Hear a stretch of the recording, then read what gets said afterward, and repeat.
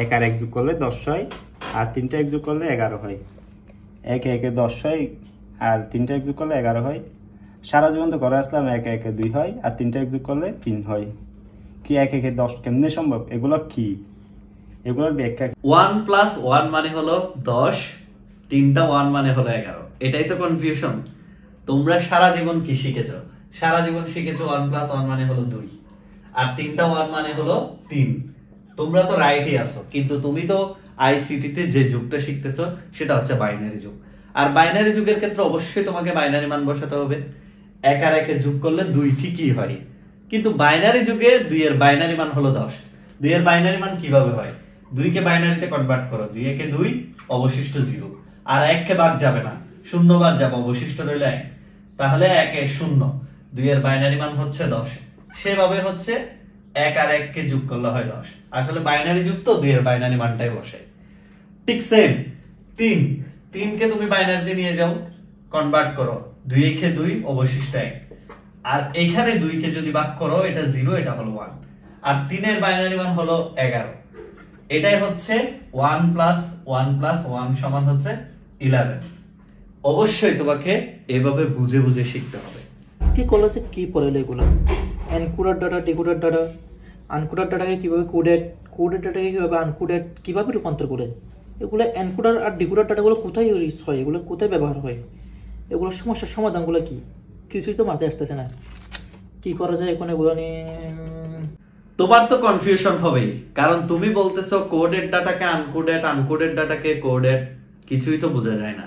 Decoder encoder শুধু term বললে তো হবে না, ডিকোডার এনকোডারের ব্যবহার কোথায় সেটা তো জানতে হবে। আসলে দেখো, কম্পিউটার বা সিপিইউ এটা বাইনারি ছাড়া কিছুই বুঝে না। ওকে যা কিছু বুঝাইতে হবে, সিপিইউ কে তুমি যাই বোঝাতে চাও সবকিছু বাইনারি করে বোঝাতে হবে।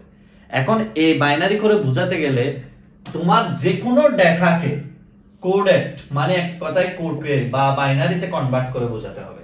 আর এই যে মানুষের ভাষাকে তুমি যে কম্পিউটারের ভাষায় পরিণত করতেছো, মানুষের ভাষাকে কম্পিউটারের ভাষায় যে পরিণত করো, সেই মানুষের ভাষাকে কম্পিউটার ভাষায় পরিণত করার জন্য যে সার্কিট লাগে সেটাই হচ্ছে এনকোডার। এখন বোঝা যাবে তার মানে কি, আমরা যে মানুষের ভাষায় কথা বলি এগুলো আনকোডেড ডাটা।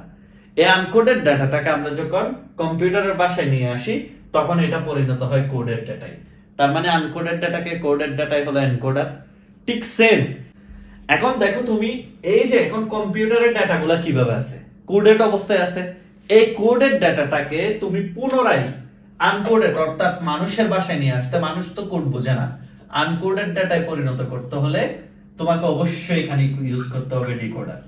তাহলে জিনিসটা বোঝার চেষ্টা করো, মানুষের ভাষাকে কম্পিউটারের ভাষায় নিয়ে যাচ্ছি এনকোডার দিয়ে, আর কম্পিউটারের ভাষাকে মানুষের ভাষায় পুনরায় কনভার্ট করতেছি ডিসপ্লেতে দেখানোর জন্য, সেটা হচ্ছে কোন সার্কিট দিয়ে? ডিকোডার। এই জন্যই বলি আনকোডেড যে ডাটা সেটাকে কোডেডে নিয়ে গেলাম এনকোডার দিয়ে, আবার কোডেড যে ডাটা সেটাকে আনকোডেডে নিয়ে গেলাম ডিকোডার দিয়ে। এভাবেই তোমাকে শিখতে হবে ডিকোডার আর এনকোডার। প্লাস এ প্লাস এ ইকুয়াল 3a হওয়ার কথা, কিন্তু এখানে আসতেছে এ। আবার এ ইন্টু এ ইকুয়াল এ কিউব হওয়ার কথা, কিন্তু এখানে আসতেছে একইভাবে এ। এগুলো কিভাবে সম্ভব? ইস, সামনে টেস্ট পরীক্ষা, এআইসিটি নিয়ে কি করবো যে কিছুই তো বুঝতেছি না। তোমার প্রশ্ন ছিল 3টা একে যোগ করলে হওয়ার কথা হচ্ছে 3a, আর 3টা একে গুণ করলে হওয়ার কথা হচ্ছে a কিউব। এটাই এখন কথা হচ্ছে, তুমি যে অ্যালজেব্রাটা আইসিটিতে শিখো সেটা হচ্ছে নরমাল অ্যালজেব্রা না, সেটা হচ্ছে বুলিয়ান অ্যালজেব্রা। বুলিয়ান অ্যালজেব্রাতে আমরা প্লাসকে বলি অর, আর গুণকে বলি এন্ড। এখন এন্ড আর অর এর ফাংশনের ক্ষেত্রে গিয়ে 3টা এককে করলে হয় এ, আর 3টা একে গুণ করলে হয় হচ্ছে এ। তো তুমি যদি এই সমস্ত সবকিছুর কনফিউশন প্রশ্নের সমাধান খুঁজতে চাও, তোমাকে অবশ্যই আইসিটি অ্যাসিস্ট্যান্টের হেল্প নিতে হবে। কারণ বাংলাদেশে আইসিটি অনেকেই পড়ায়, প্রত্যেকটা টিচার ভালো পড়ায়, কিন্তু কথা হলো তোমার প্রত্যেকটা লজিক্যাল জিনিসকে লজিক দিয়ে ধরাই দেওয়া যে কোথায় ব্যবহার হচ্ছে, কেন ব্যবহার হচ্ছে, এবং জিনিসগুলাকে তোমাকে মাথায় যখন সেট করে দেওয়া হবে তখন দেখবা তুমি শুধু সিকুয়েন্সার করতে পারবা তা না, তোমার যে এমসিকিউর বেসিক যে এইচএসসির আইসিটিতে এমসিকিউ প্রশ্নগুলো হয় সেগুলাও তুমি খুব গুছিয়ে গুছিয়ে সমাধান করতে পারবা এবং ইনশাআল্লাহ তুমি আইসিটি অ্যাসিস্ট্যান্টের অন্য সকল স্টুডেন্টের মতো 90+ নাম্বার ইজিলি তুলতে পারবা। এই জন্য আমি বলবো আমাদের যে আপকামিং ব্যাচ আসতেছে সেটাতে ভর্তি হয়ে যাও, না টেস্টের কোনো টেনশন থাকবে না ফাইনালের। অবশ্যই তুমি ভালো রেজাল্ট করবা। সবাইকে আমরা বলবো ইনবক্স করে দ্রুত এনরোল করে ফেলো। ধন্যবাদ, আসসালামু আলাইকুম।